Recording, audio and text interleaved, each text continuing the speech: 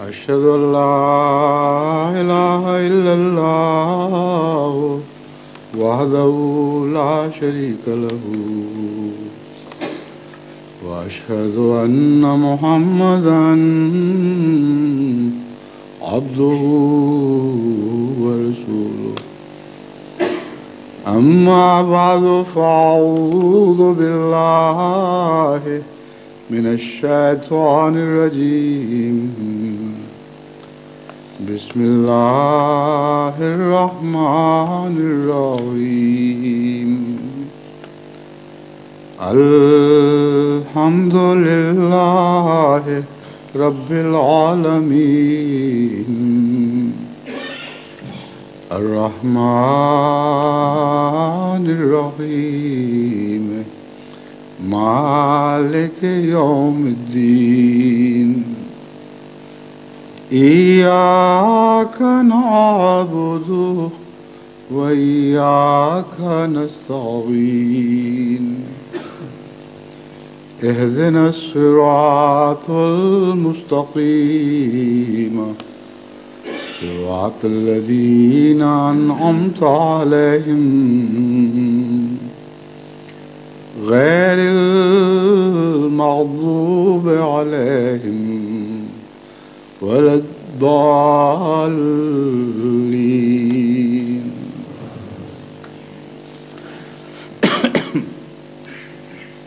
پیر صاحب پگاڑا جو پاکستان کے ایک بزرگ سیاستدان ہیں،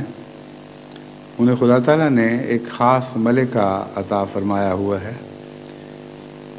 جیسا ملکہ اور کسی پاکستانی سیاستدان میں نے نہیں دیکھا. مزاح کی زبان میں اور لطیف مزاح میں لپیٹ کر وہ بعض دفعہ ایسی ٹھوس حقیقتیں بیان کر دیتے ہیں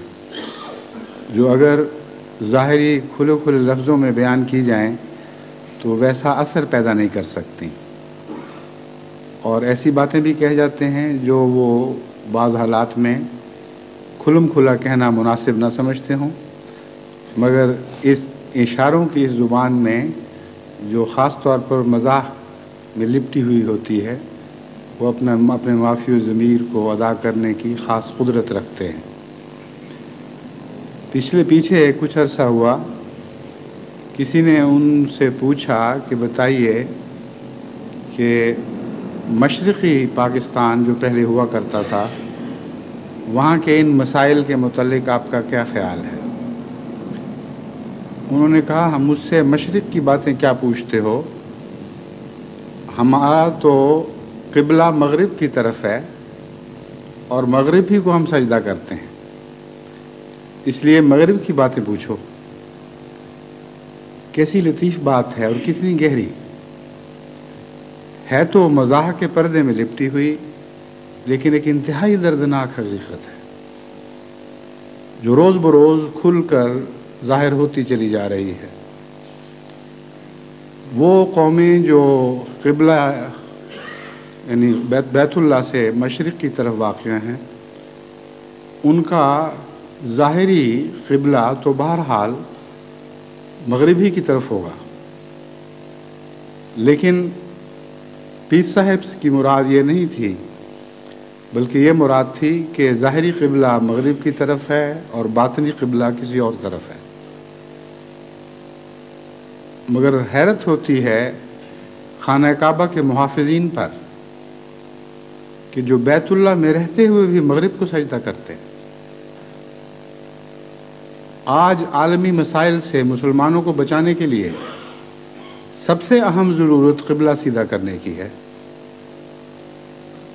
جب تک ہمارا قبلہ سیدھا نہیں ہوتا اس وقت تک ہمارا کوئی مسئلہ حل نہیں ہو سکتا. ایک زمانہ تھا کہ جب مسلمان قوم دو ایسے حصوں میں بٹی ہوئی تھی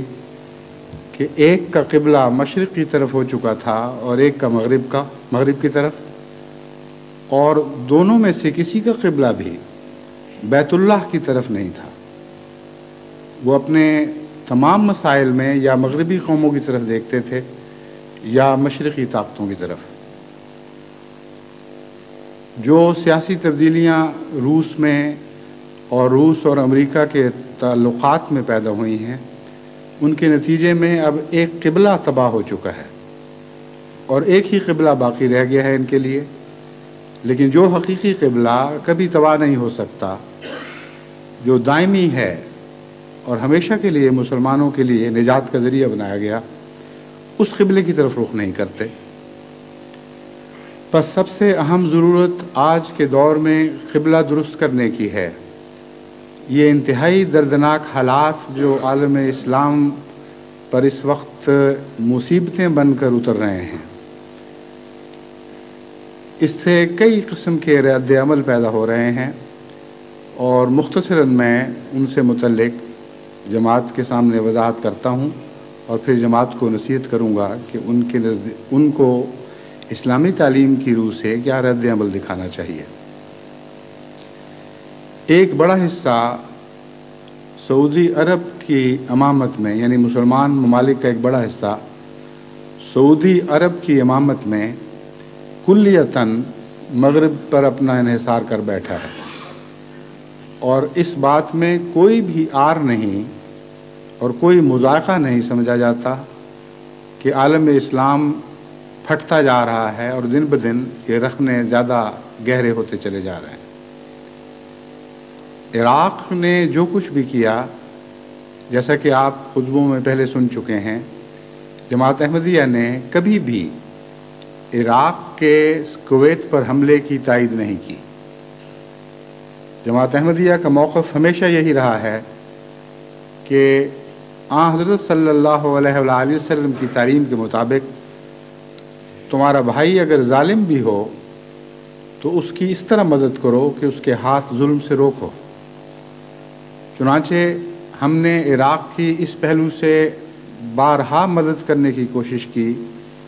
پیغامات بھجوائے گئے، ہر طرح سے خطبات میں بھی یہ مضامین بیان کیے کہ دو باتیں ایسی ہیں جو آپ کو ظلم میں شریک کر دیتی ہیں، اور اللہ تعالیٰ سے اگر آپ مدد چاہتے ہیں تو ظلم سے ہاتھ کھینچنا ہوگا. پہلی بات یہ کہ کویت سے آپ کو اپنی فوجیں واپس بلا لینی چاہیے، اور عالمی برادری کے سامنے نہیں بلکہ مسلمان برادری کے سامنے کویت کے ساتھ اپنا معاملہ طے کرنے کے لیے پیش کریں، اور اس امن کے ساتھ اور سمجھوتے کے ساتھ آپ کے اختلافات طے ہوں. یہی قرآنی تعلیم ہے، اور اسی تعلیم کے مطابق ہم نے بغداد کو نصیحت کی. دوسری بات ان کے سامنے یہ پیش کی گئی کہ باہر کے ملکوں کے نمائندے جو آپ کے ملک میں مختلف خدمات پر مامور تھے، اور اسی طرح مختلف سفارتکار، وہ خدا تعالیٰ کی طرف سے آپ کے پاس امانت ہیں، اور اس امانت میں آپ نے خیانت نہیں کرنی.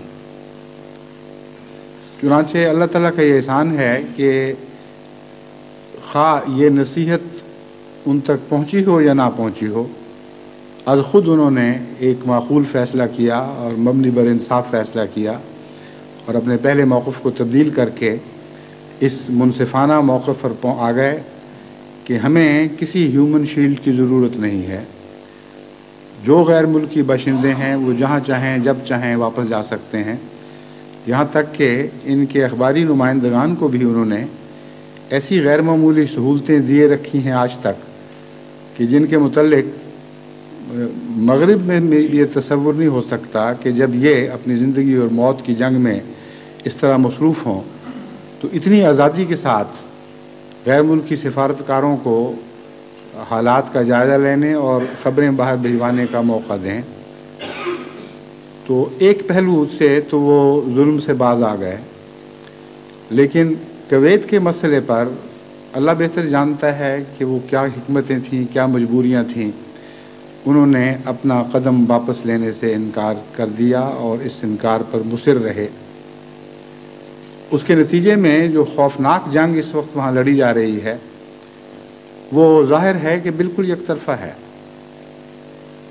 وہ تمام طاقتیں جو اکٹھی ہو گئی ہیں بغداد کے خلاف، ان میں مسلمانوں کا حصہ ڈالا گیا ہے یہ ظاہر کرنے کے لیے کہ یہ کوئی اسلام اور غیر اسلام کی جنگ نہیں، بلکہ ایک ظالم کے خلاف مسلمان ممالک کی مدد کے لیے ہم قربانی کر رہے ہیں۔ اس قربانی کی حیثیت کیا ہے یہ تو سب دنیا جانتی ہے۔ امر واقعہ یہ ہے کہ وہ قربانی اس نوعیت کی ہے کہ غیر معمولی فوائد مغرب کو پہنچ رہے ہیں جن کا عام آدمی تصور بھی نہیں کر سکتا۔ جو ریڈیو اور ٹیلی ویژن پر پروپیگنڈا ہو رہا ہے، اس پروپیگنڈے کے پس پردہ بہت سے امور ہیں جو واقعات ہیں، اور ان کو سمجھے بغیر آپ کو اندازہ نہیں ہو سکتا کہ اس خوفناک جنگ کے نتیجے میں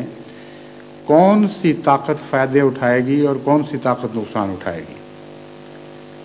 جہاں تک عراق کا تعلق ہے، وہ آپ جانتے ہیں کہ نقصان ہی نقصان ہے اور بہت ہی دردناک حالات ہیں۔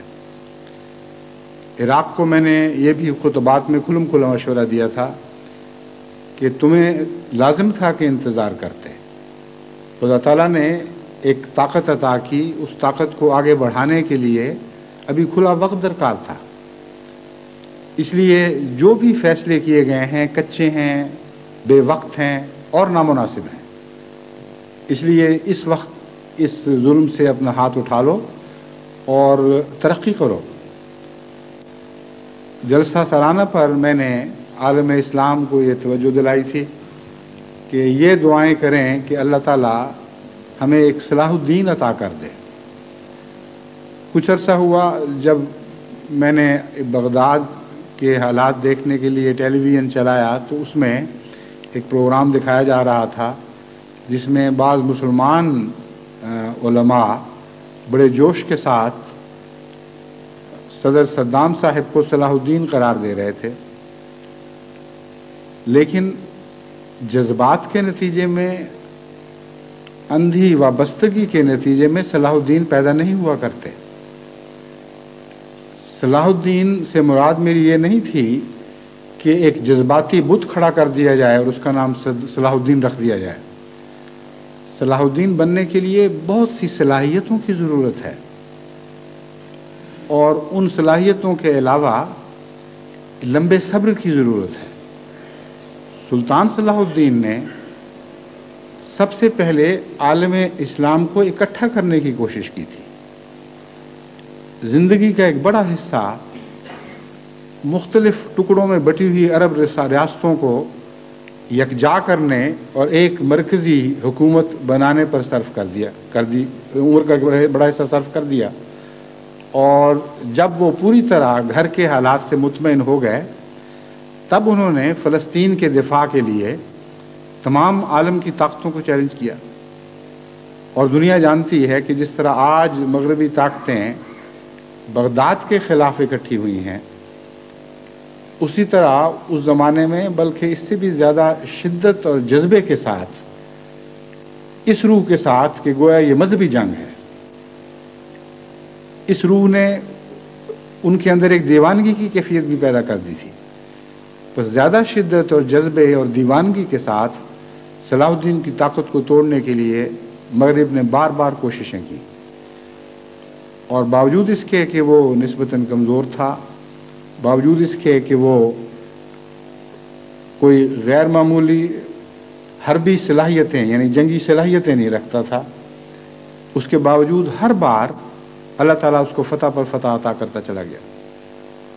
اس میں بعض اور صفات بھی تھیں۔ وہ ایک بہت نیک اور متوکل انسان تھا۔ وہ ایک ایسا شخص ہے جس کے متعلق یورپ کے شدید ترین معاند بھی حرف نہیں رکھ سکے کہ اس نے یہ ظلم کیا اور یہ بد اخلاقی کی۔ چنانچہ وہ محققین جنہوں نے بہت تلاش کیا، ان میں سے بعض نے یہ اعتراف کیا کہ صلاح الدین کے متعلق ہم نے ہر طرح سے کھوج لگایا کہ کوئی ایک بات اس کے متعلق ایسی بیان کر سکیں کہ جس نے بنیادی طور پر انسانیت کی ناقدری کی ہو، انسانی قدروں کو ٹھکرایا ہو، ظلم اور سفاکی سے کام لیا ہو، بد اخلاقی سے کام لیا ہو۔ مگر ایسی کوئی مثال اس کی زندگی میں دکھائی نہیں دی۔ ایک ہی مثال ان کے سامنے آئی، اور یہی مصنف لکھتا ہے کہ اس مثال میں بھی جس کو مغرب نے اچھالا دراصل کوئی حقیقت نہیں ہے۔ وہ مثال یہ تھی کہ وہ یورپین شہزادہ جو حضرت اقدس محمد مصطفیٰ صلی اللہ علیہ وآلہ وسلم کے مزار کو اکھیڑنے کے لیے اس نیت کے ساتھ مکے کی طرف مدینے کی طرف روانہ ہوا تھا، اور بہت قریب پہنچ چکا تھا، اور اس کے ارادے بہت بد تھے، اس کو صلاح الدین نے بالآخر پکڑ کر اور اس کی مہم کو ناکام اور نامراد کیا۔ اور جب وہ شہزادہ پیش ہوا ہے صلاح الدین کے سامنے، تو اس وقت اس کا پیاس سے برا حال تھا۔ ایک شربت کا گلاس وہاں پڑا ہوا تھا، اس نے وہ گلاس اٹھایا اور پینے لگا تھا کہ صلاح الدین نے تلوار کی ایک ضرب سے وہ گلاس توڑ دیا، کیونکہ صلاح الدین نے زیادہ حکمت عملی کے ساتھ ایک زیادہ طاقتور فوج کو شکست دی تھی، اور ان کو صحرا میں آگے پیچھے کر کے ایسے اقدام پر مجبور کر دیا جس کے نتیجے میں وہ پانی سے محروم رہ گئے۔ اور صلاح الدین کی یہ جنگ تلوار کی طاقت سے نہیں بلکہ اعلیٰ حکمت عملی کے نتیجے میں جیتی گئی تھی۔ بس وہ پیاس سے تڑپتا ہوا وہاں پہنچا، اور اس وقت اس گلاس کے اس پانی شربت کے گلاس سے اس کو محروم کر دیا گیا۔ یہ محققین نے ایک داغ نکالا، یہ داغ صلاح الدین کے چہرے پر ہے، اس کے سوا ہم کچھ تلاش نہیں کر سکے۔ یہ مورخ جس کی کتاب میں نے پڑھی تھی ایک لمبا عرصہ، مجھے یاد بھی نہیں نام، لمبا عرصہ پہلے پڑھی گئی تھی، وہ یہ لکھتا ہے کہ وہ جو اعتراض کرنے والے ہیں وہ عرب مزاج کو نہیں سمجھتے، اور عرب اعلیٰ اخلاقی روایات کو نہیں سمجھتے۔ عرب اعلیٰ اخلاقی روایات میں سے ایک یہ ہے کہ مہمان کو جو تمہارا گھر کا پانی پی چکا ہو یا تمہارے گھر کا کھانا چکھ چکا ہو، اس کو قتل نہیں کرنا، چاہے اس نے کیسا ہی بھیانک جرم کیا ہو۔ اور اس کا جرم اتنا بھیانک تھا، یعنی حضرت اقدس محمد مصطفیٰ صلی اللہ علیہ وسلم کی مزار کی توہین، کہ صلاح الدین جیسا عاشق رسول کسی قیمت پر اس کو معاف نہیں کر سکتا تھا۔ بس اس کے نزدیک یہ بد اخلاقی تھی کہ یہ اس کی میز سے پانی پی لیتا اور پھر اس کو وہ قتل کرتا، نہ کہ یہ بد اخلاقی کہ مرنے سے پہلے 1-2 سیکنڈ اور اس کو پیاس میں تڑپتا رہنے دیتا۔ صلاح الدین ایک بہت بڑی عظیم شخصیت تھی جو اسلامی اخلاق کا ایک عظیم الشان مظاہرہ تھا، ایسا حیرت انگیز مظاہرہ تھا کہ بعض مغربی مورخین نے اس کو عمر بن عبدالعزیز ثانی کہنا شروع کر دیا، اور وہ کہتے ہیں کہ عمر بن عبدالعزیز میں جو صلاحیتیں اور جو روحانیت، جو اعلیٰ اخلاق موجود تھے، وہ سینکڑوں سال کے بعد صلاح الدین کی صورت میں عرب دنیا میں دوبارہ ظاہر ہوئے۔ پس صلاح الدین محض جذبات سے نہیں بنا کرتے، صلاح الدین نام بہت سی صلاحیتوں کا تقاضا کرتا ہے۔ بس بعض احمدی بھی شاید یہ پروگرام دیکھ کر جذباتی طور پر ہجان پکڑ چکے ہوں، کہہ رہے ہوں دیکھو جی ادھر دعا کروائی، ادھر صلاح الدین عطا ہو گیا۔ یہ بچگانہ باتیں ہیں، آپ کی سوچ پختہ ہونی چاہیے، کیونکہ آپ تمام دنیا کی رہنمائی کے لیے پیدا کیے گئے ہیں۔ میں آپ کو آپ کا یہ مقام یاد دلاتا ہوں، آپ کسی ایک قوم اور کسی ایک مذہب کی رہنمائی کے لیے نہیں، بلکہ حضرت اقدس محمد مصطفیٰ صلی اللہ علیہ وآلہ وسلم کی غلامی سے آپ نے سیادت کی قوت حاصل کی ہے، سیادت کی صلاحیتیں حاصل کی ہیں۔ اور حضرت محمد مصطفیٰ صلی اللہ علیہ وآلہ وسلم تمام دنیا کی سیادت کے لیے پیدا فرمائے گئے تھے، اور تمام دنیا کو صحیح مشورے دینے کے لیے پیدا کیے گئے تھے۔ ایسی پختگی انسانی عقل میں کبھی واقعہ نہیں ہوئی جیسے حضرت محمد مصطفیٰ صلی اللہ علیہ وآلہ وسلم کو عقل کی پختگی عطا فرمائی گئی تھی۔ آپ کا دل بھی کامل تھا، آپ کی عقل بھی کامل تھی،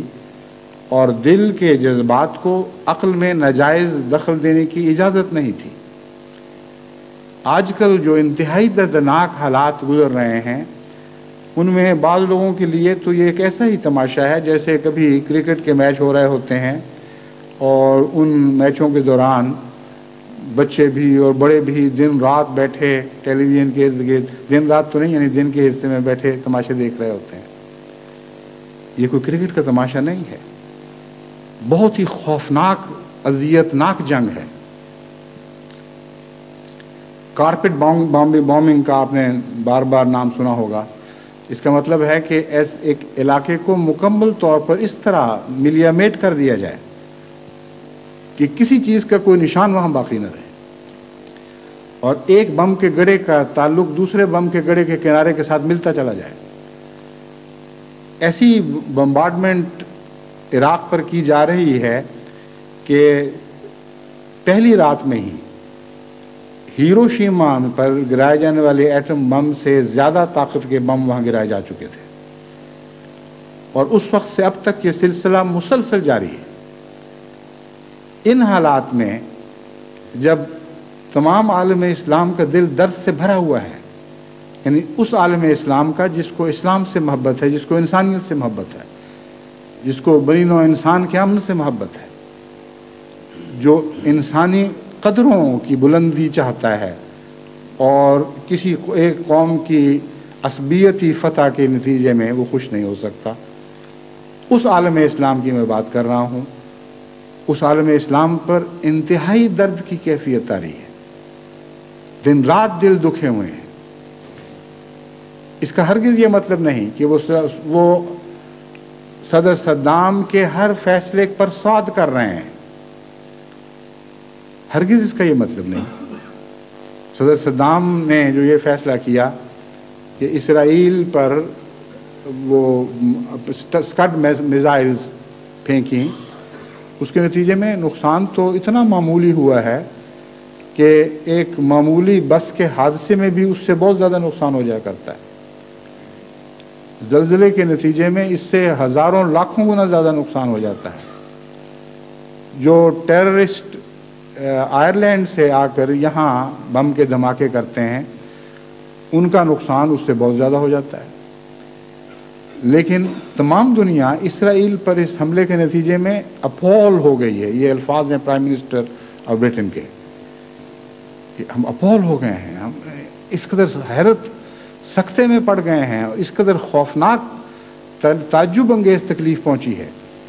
کہ لفظ نہیں ہے اس کو بیان کرنے کے لیے۔ تو یہ ہمدردیاں ہیں عالمی قوتوں کی اسرائیل کے ساتھ۔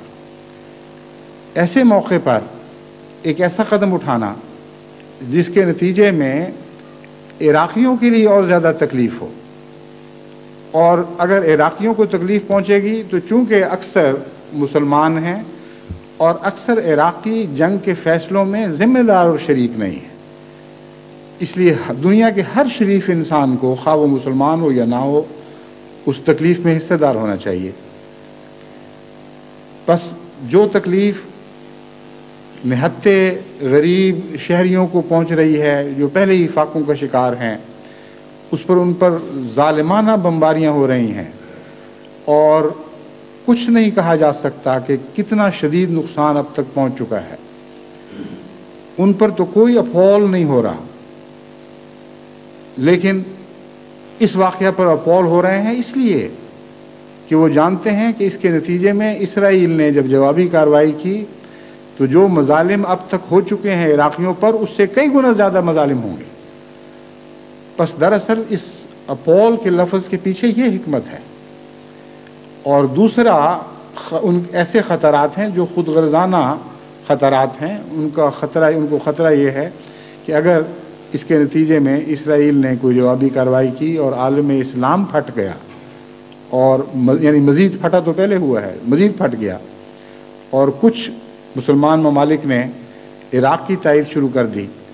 تو ہمارے لیے اور مشکلات کھڑی ہو جائیں گی۔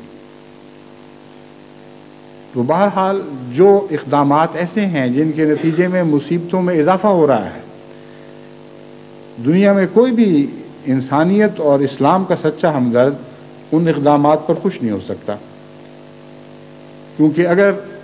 صدر صدام کے غلط فیصلوں کے نتیجے میں اہل عراق کو دردناک سزائیں دی گئیں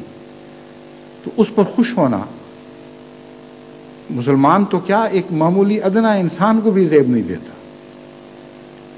لیکن ساتھ ہی جب آپ ٹیلی ویژن پر وہ تصویریں دیکھتے ہیں جن میں بیکار بیٹھے ہوئے امیر تجوریاں بھری ہوئی تجوریوں کے مالک کویتی اور سعودی بیٹھے ہوئے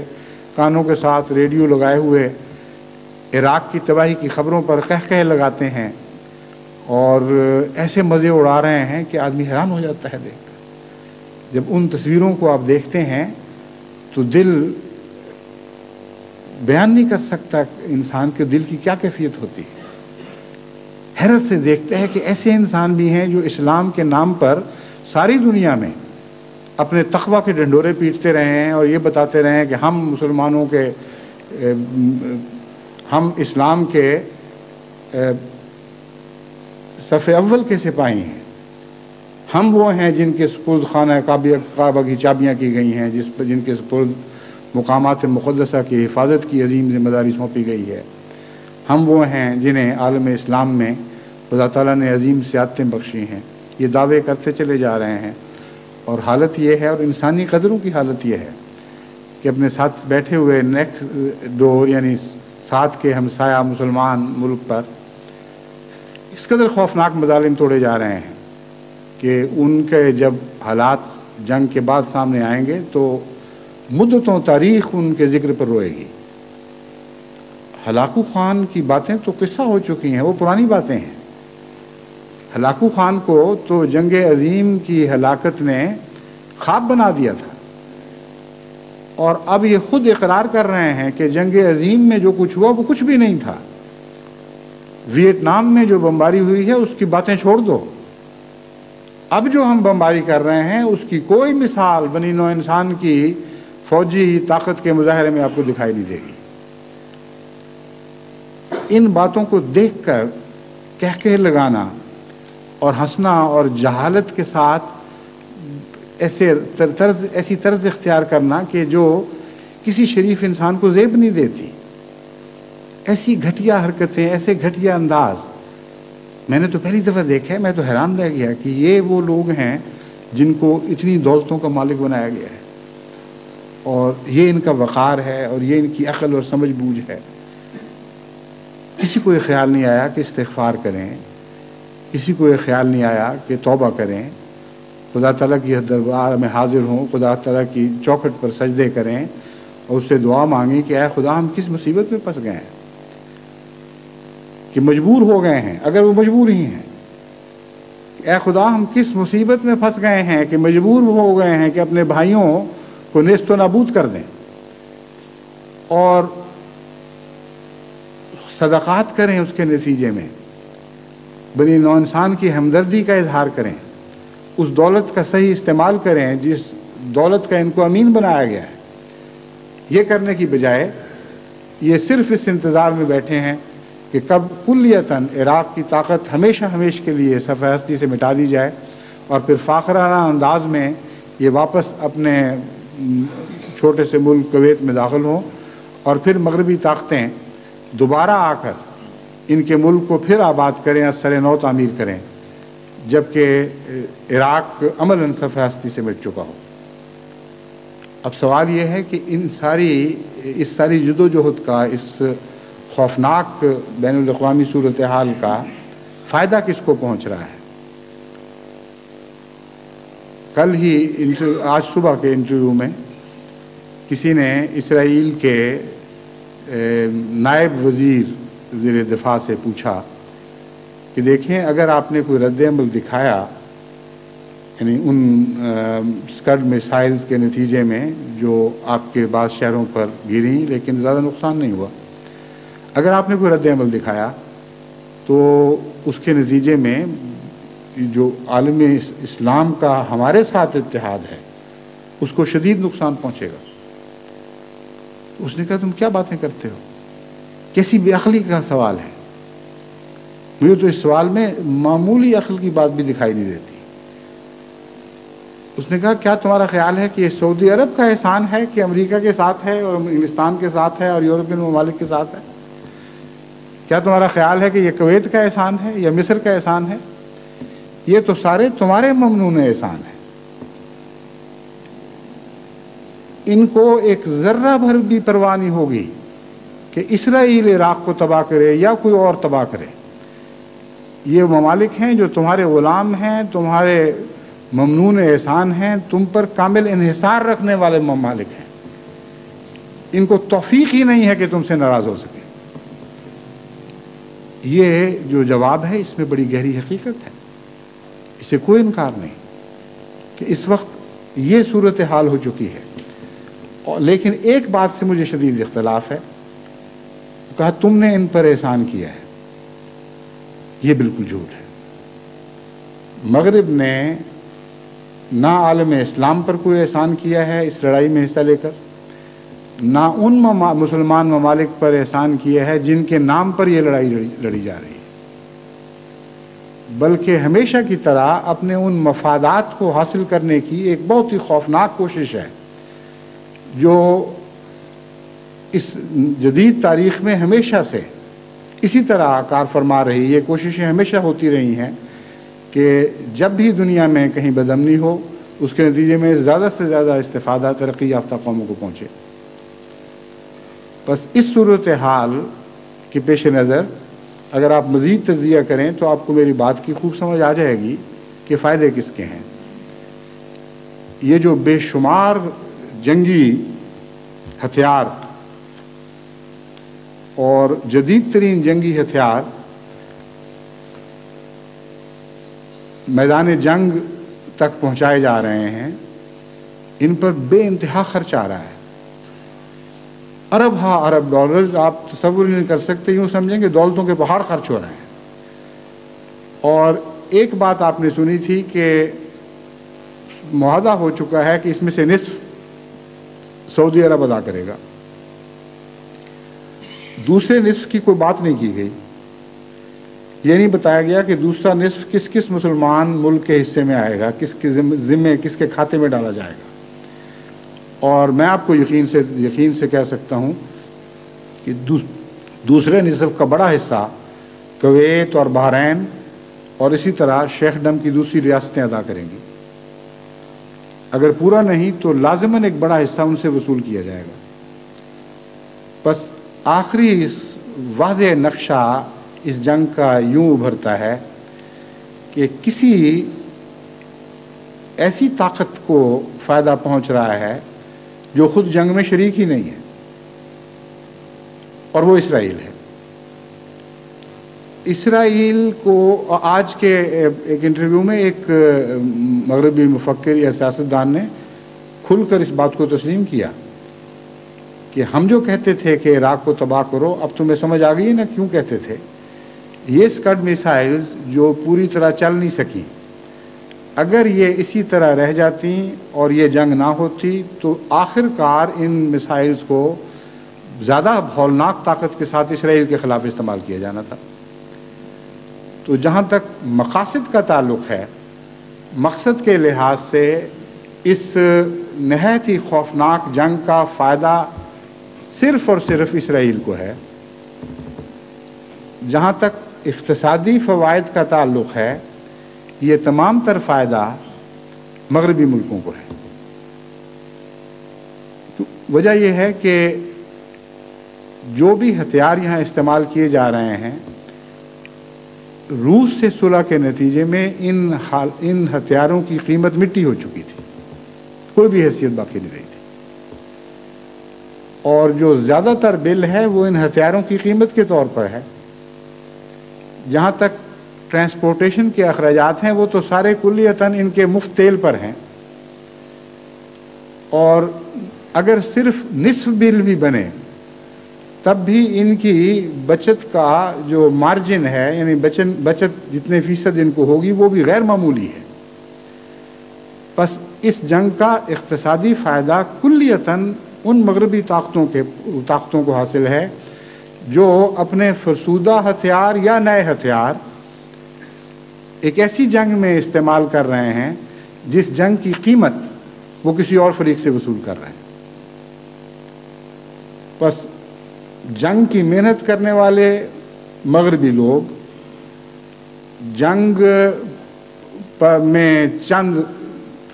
نقصانات اٹھانے والے، یعنی چند جانی نقصانات اٹھانے والے مغربی لوگ، اور اس کے نتیجے میں بے شمار اقتصادی فائدہ حاصل کرنے والے بھی مغربی لوگ۔ عالم اسلام کو اس کے شدید نقصانات ہیں۔ اگر عراق کلیتاً تباہ ہو جائے تو یہی نقصان ایک بہت بڑا نقصان ہے، جس کے بعد 20 سال تک مسلمان روئیں گے۔ لیکن اس کو نظر انداز بھی کر دو تو اس جنگ کے بعد جو نقشہ ابھرے گا وہ نہایت ہی خطرناک ہوگا۔ ایک تو یہ خطرہ فوری طور پر لاحق ہے کہ صدر صدام نے اگر ایک اور ایسی غیر ذمہ دارانہ حرکت کی کہ اسرائیل کو اس غرض سے ملوث کرنے کی کوشش کی کہ جو مسلمان ممالک مغربی طاقتوں کا ساتھ دے رہے ہیں وہ ان سے بٹ جائیں، تو اسرائیل جب اپنی انتہائی بہیمانہ انتقامی کارروائی کرے گا تو کسی مغربی طاقت نے اس کے ہاتھ نہیں روکنے، نہ ان کو اس بات کی پرواہ ہوگی، اور اس پر بھی انہی مسلمانوں کے دل دکھیں گے جو بالکل بے بس ہیں اور جن کا کوئی اختیار نہیں ہے، اور وہ اسلام اور محمد مصطفیٰ صلی اللہ علیہ وآلہ وسلم اور خدا سے شدید محبت رکھتے ہیں، جو انصاف سے محبت رکھتے ہیں، جو ہم نے عالم سے محبت رکھتے ہیں۔ اور اس کے بعد اس کے نتیجے میں تمام عالم اسلام میں ایک ہیجان پیدا ہو جائے گا۔ ظاہری طور پر یہ جنگ جیت جائیں گے، مگر بدامنی کے اتنے شدید خوفناک بیج بو ڈالیں گے کہ وہ جگہ جگہ اگیں گے، اور اس کے نتیجے میں پھر بدامنیاں پیدا ہوں گی، اور بدامنی کی آماج گاہ مسلمان ممالک بنیں گے۔ کہیں اس کے رد عمل میں مسلمان حکومتوں کا تختہ الٹانے کی کوشش کی جائے گی، کہیں اس کے نتیجے میں وہ خوفناک مولویت ابھرے گی جس کا قرآن سے تعلق نہیں بلکہ وسطی تاریخ سے تعلق ہے، مڈل ایجز سے تعلق ہے، اور وہ قیادت جو مذہبی جنون سے تعلق رکھتی ہو، خدا کی محبت اور رسول کی محبت اور قرآن کی محبت سے تعلق نہ رکھتی ہو، جو سیاسی نتائج کی وجہ سے ظہور پذیر ہو، وہ قیادت ہمیشہ مزید ہلاکت پیدا کرنے والی ہوتی ہے، اور مزید قوم کو پہلے سے بھی بدتر حال کی طرف لے جاتی ہے۔ بس بے انتہا مسائل ہیں جو اس خوفناک جنگ کے بعد ظاہر ہونے والے ہیں اور ہوتے چلے جائیں گے، اور امن عالم کے لیے ان میں سے ہر خطرہ ایک مزید خطرے کا پیش خیمہ بن جائے گا، کیونکہ اس قسم کے دھماکے جو مذہبی جنون کے نتیجے میں ہوں یا سیاسی احساس محرومی کے نتیجے میں ہوں، یہ دھماکے دور دور تک اثر انداز ہوتے ہیں۔ جن کانوں تک ان کی گونج پہنچتی ہے وہ گونج کان دل کے ارتعاش میں تبدیل کیا دیا کرتے ہیں، اور وہ دل کے ارتعاش پھر دماغ تک پہنچتے ہیں اور اسکیموں میں بدل جایا کرتے ہیں۔ دھماکہ خواہ کویت میں ہو، خواہ مصر میں ہو، خواہ سوڈان میں ہو، دنیا کے کسی ملک میں بھی ہو، مسلمانوں کو ہر جگہ اس کی دھمک سے ایک شدید تکلیف پہنچے گی اور ہیجان پیدا ہوں گے، اور اس کے نتیجے میں اور کئی قسم کی تحریکیں جنم لیں گی۔ اور یہ دھماکہ اگر قومیت سے تعلق رکھے تو اس کے نتیجے میں قوموں میں اس سے ارتعاش پیدا ہوتا ہے اور ارتعاش پیدا ہوگا۔ بہرحال یہ ایک لمبی تفصیل ہے، اس معاملے کو وضاحت سے بیان کرنے کی ضرورت نہیں، آپ سب جانتے ہیں اور سمجھتے ہیں کہ جو موجودہ حالات بدامنی کے جو موجودہ حالات ہیں، یہ ختم ہونے کے بعد بدامنی ختم نہیں ہوگی بلکہ بہت وسیع پیمانے پر جاری ہوگی۔ اور ایک اور خطرہ بھی یہ ہے کہ یہ موجودہ بدامنی ایک عالمی بدامنی میں تبدیل ہو جائے، اور وہ خوفناک عالمی جنگ لڑی جائے جس کے تصور سے بھی انسان کے رونگٹے کھڑے ہو جاتے ہیں، اور وہ ممالک جو اب باہر بیٹھے ایک ملک کو تباہ کر کے اس کے تماشے دیکھ رہے ہیں، خود ان حالات میں سے گزریں جن کے نتیجے میں وہ تماشبین نہ رہیں بلکہ تماشا دکھانے والے بن جائیں۔ اس لیے حالات بہت ہی خوفناک ہیں اور خطرناک ہیں اور گہرے ہیں۔ میں جماعت احمدیہ کو یہ تلقین نہیں کرتا کہ یہ دعا کریں کہ فلاں فریق فتح مند ہو۔ میں جماعت احمدیہ کو یہ تلقین کرتا ہوں کہ امن عالم کے لیے دعا کریں اور اللہ تعالیٰ سے یہ دعا کریں کہ ہم تو حضرت اقدس محمد مصطفیٰ صلی اللہ علیہ وآلہ وسلم کے پیغام کے بھی عاشق ہیں، آپ کے نام کے بھی عاشق ہیں، کیونکہ اے آقا وہ تیرا عاشق تھا، اے زمین و آسمان کے مالک، کبھی دنیا میں کوئی ایسا عاشق تیرا پیدا نہیں ہوا جیسے حضرت اقدس محمد مصطفیٰ صلی اللہ علیہ وآلہ وسلم تھے۔ بس ہمیں تو آپ کے نام سے، آپ کے کام سے، آپ کی ذات سے، آپ کے سلسلے سے محبت ہے، اور آپ کو تمام بنی نوع انسان سے محبت تھی۔ آپ تمام عالم کے لیے، تمام عالمین کے لیے رحمت بنائے گئے تھے۔ بس ہماری آپ کی ذات سے محبت کا تقاضا یہ ہے کہ ہم تمام بنی نوع انسان کے غم میں گھلیں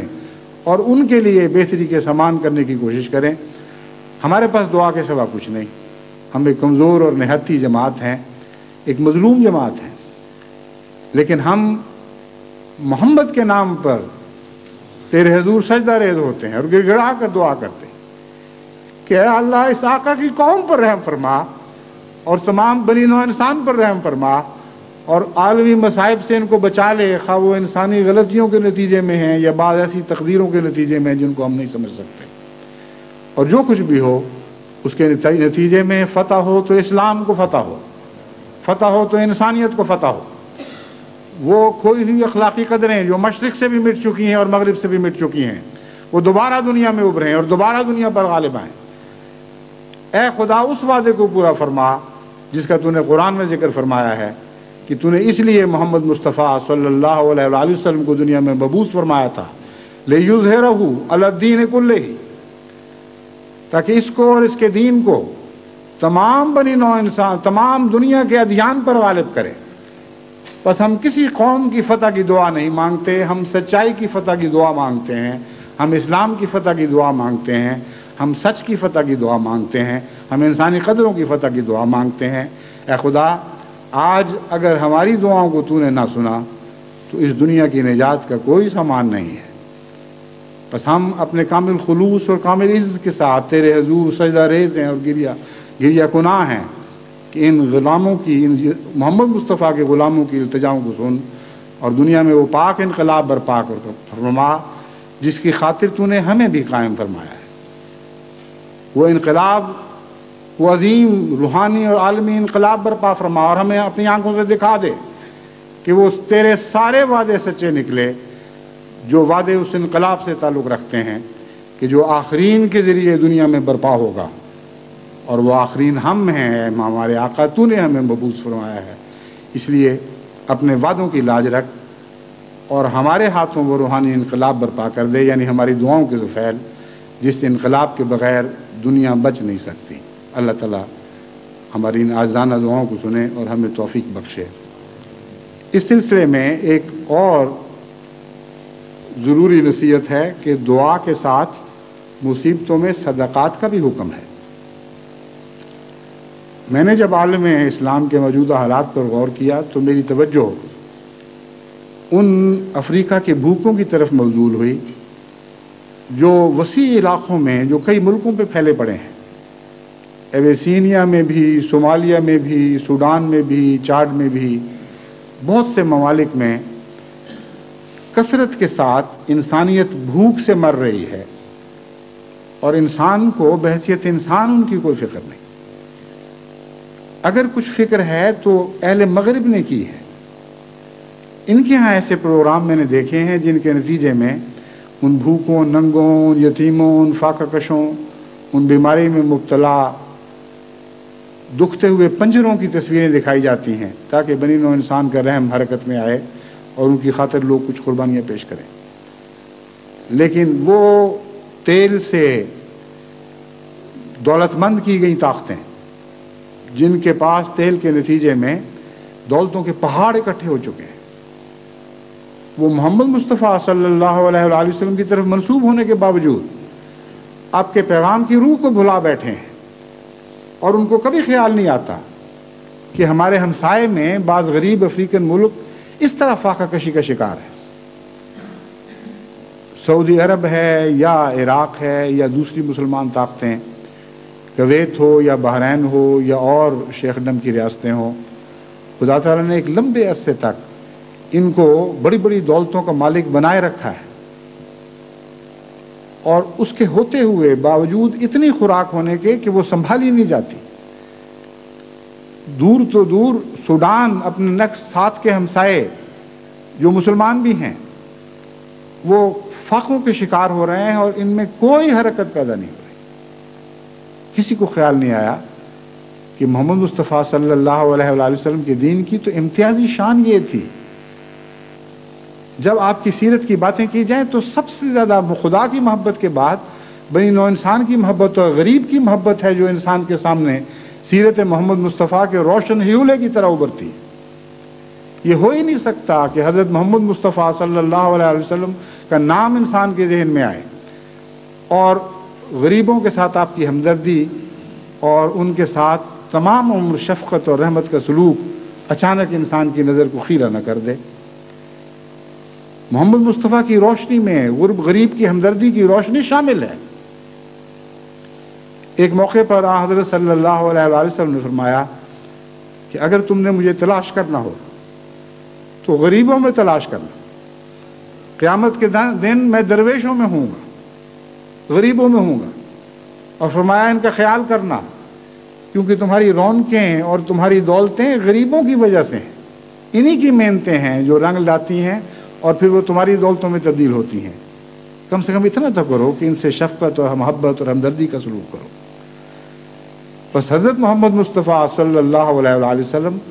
بلا شبہ تمام کائنات میں سب سے زیادہ غریبوں کے ہمدرد تھے، اور آپ کے نام پر، آپ کے نام کے صدقے خدا سے دولتیں پانے کے بعد اور دولتوں کے پہاڑ حاصل کرنے کے بعد اپنے ہمسایہ ملکوں میں غربت کے اتھاہ گڑھوں کی طرف دیکھنا اور دل رحم کے جذبے سے مغلوب نہ ہو جانا، یہ کوئی انسانیت نہیں ہے۔ اگر یہ مسلمان ممالک دعا کی طرف متوجہ رہتے اور بنی نوع انسان کی ہمدردی کی طرف متوجہ رہتے تو میں یقین رکھتا ہوں کہ آج اس بڑے خوفناک ابتلا میں مبتلا نہ کیے جاتے۔ بس ہم اپنی غربت کے باوجود ہر نیکی کے میدان میں ان کے لیے نمونے دکھاتے ہیں، اس میدان میں بھی ہم نمونے دکھائیں گے۔ بس دعائیں کریں اور ان کو دعاؤں کی تلقین کریں، صدقے دیں اور ان کو صدقوں کی تلقین کریں، صبر کریں اور ان کو صبر کی تلقین کریں، کیونکہ قرآن کریم کی صورتوں سے پتہ چلتا ہے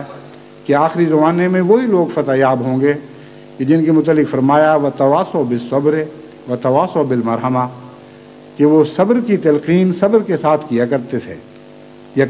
کیا کریں گے، اور رحمت کی تلقین رحمت کے ساتھ کرتے تھے۔ بس میں نے فیصلہ کیا ہے کہ 10,000 پاؤنڈ جو ایک بہت معمولی قطرہ ہے جماعت کی طرف سے افریقہ کے بھوک سے فاقہ کش ممالک کے لیے پیش کروں، اور حسب توفیق ذاتی طور پر بھی پیش کروں گا، اور ساری جماعت بحیثیت جماعت بھی کچھ نہ کچھ صدقہ نکالے۔ یعنی جماعت کے ایسے فنڈ ہوتے ہیں جن میں صدقات یا زکوٰۃ وغیرہ کی رقمیں ہوتی ہیں، کچھ تو لازماً مقامی غریبوں پر خرچ کرنی پڑتی ہیں، کچھ ایسی بھی ہوتی ہیں جو اس کے علاوہ بچ جاتی ہیں، عفو کہلا سکتی ہیں وہ۔ تو قرآن کریم فرماتا ہے یسألونک ماذا ينفقون قل العفو، تو اس عفو کا ایک یہ بھی معنی ہے کہ جو کچھ تمہارے پاس ان مدات میں سے بچ سکتا ہے وہ بچاؤ اور غرباء کی خدمت پر خرچ کرو، یعنی اور علاقوں والے غرباء کی خدمت پر بھی خرچ کرو۔ اور اسی طرح ذاتی طور پر اگرچہ جماعت کی دولت ساری خدا ہی کی دولت ہے اور خدا ہی کی خاطر نیک کاموں پر خرچ ہوتی ہے، لیکن ایک یہ بھی میدان خدا ہی کی خاطر خرچ کرنے کا میدان ہے۔ بس میں کوئی معین تحریک نہیں کرتا، مگر میں یہ تحریک کرتا ہوں کہ اس نیت کے ساتھ خالصتاً کہ ہمارے ان صدقوں کو اللہ تعالیٰ امن عالم کے لیے حق میں قبول فرمائے اور مسلمانوں کے مصائب دور کرنے کے لیے قبول فرمائے، اور ہماری دعائیں بھی ان دو باتوں کے لیے وقف رہیں، اور ہمارے صدقے بھی جس حد تک ہمیں توفیق ہے ان نیک کاموں پر خرچ ہوں، اور یہ سارے جو صدقات ہوں گے یہ خالصتاً افریقہ کے فاقہ زدہ ممالک پر خرچ کیے جائیں گے۔ اللہ تعالی ہمیں اس کی توفیق عطا فرمائے اور ہمارے ان بھائیوں کی بھی آنکھیں کھولے جن کو قرآن نے کھلی کھلی نیکی کی تعلیم دی تھی لیکن اس سے یہ آنکھیں بند کیے بیٹھے ہیں۔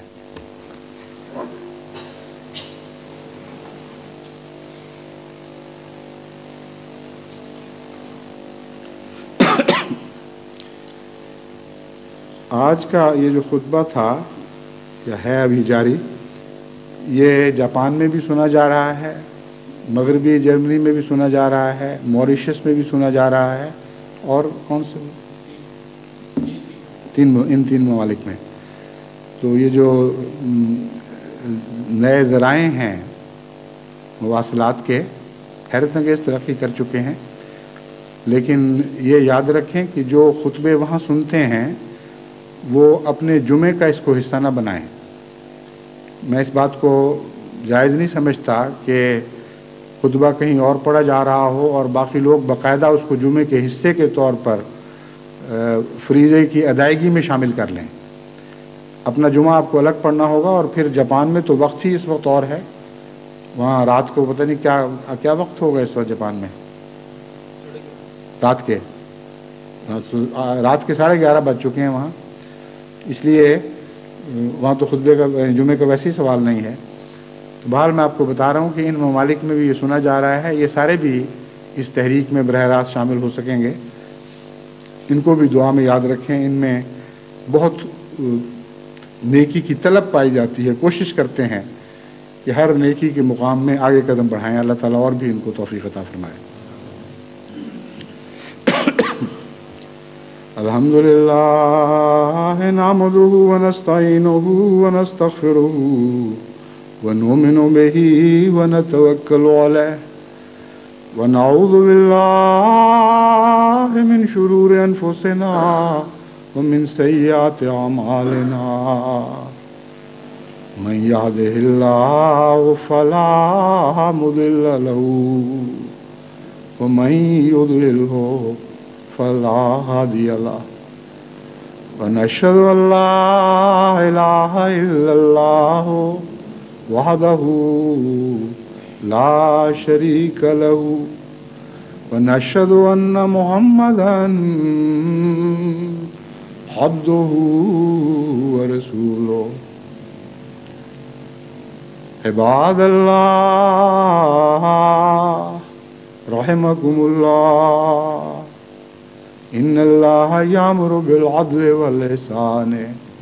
وإیتاء ذی القربى